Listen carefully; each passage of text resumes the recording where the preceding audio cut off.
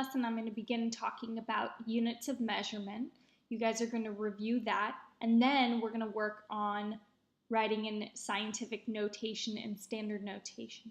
So for units of measurement, as you can see here, they're measurements of length, volume, mass, temperature, and time. Those are what we're going to be working with primarily, although there are going to be other measurements that we work with. Now there are metric units and SI units. Now these are standard units that are used. That doesn't mean that that limits us to what units we can use. However, these are what are standard. For length, the metric unit is meters, and it's meters as well for SI units. For volume, it's liters for metric, while it's cubic meters for SI. For mass, it's grams for metric versus kilograms for SI.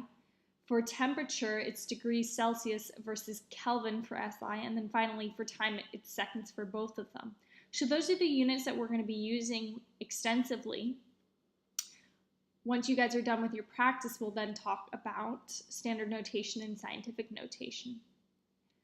So for scientific notation, the purpose of scientific notation is to take very large numbers or very small numbers and make them more manageable, to get rid of all of those zeros that you would need for a very large or a very small number, and make it into a number that is between 1 and 10. Now that number which we create, that is called your coefficient, and you're going to multiply that by a certain power of 10. So let's look at how exactly you do that with an example.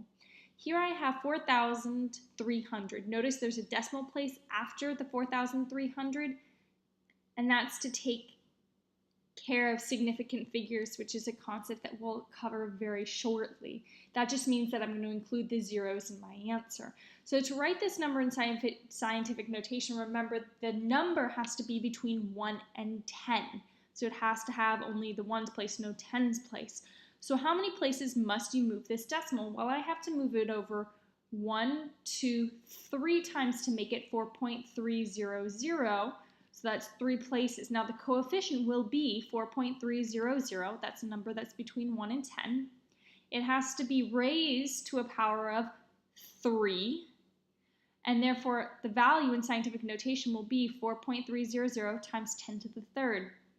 Now, the reason why it's a positive 3 and not a negative 3 is because I took a large number, 4,000, and made it into a smaller number. So to make up for that fact, I've got to multiply it by 1,000, which is 10 to the third. 4,300 and 4.300 times 10 to the third, they are the same number, just in different notations. Standard notation is the 4,300, while 4.300 times 10 to the third is in scientific notation. Now, in order to convert from scientific notation back to standard notation, since a positive exponent makes the number larger, we need to move the decimal to the right when we're putting it into standard notation. In contrast, if you have a negative exponent, that makes the numbers smaller, and therefore we're going to move the decimal to the left. So if you look at this example here, I have 7 times 10 to the second.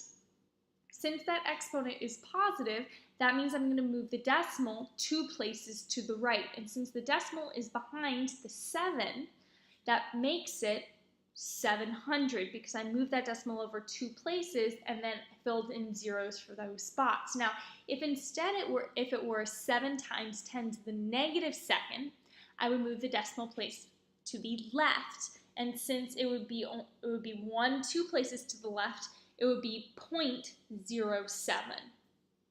Okay? And so that's how you convert from scientific notation to standard notation, and standard notation back to scientific notation.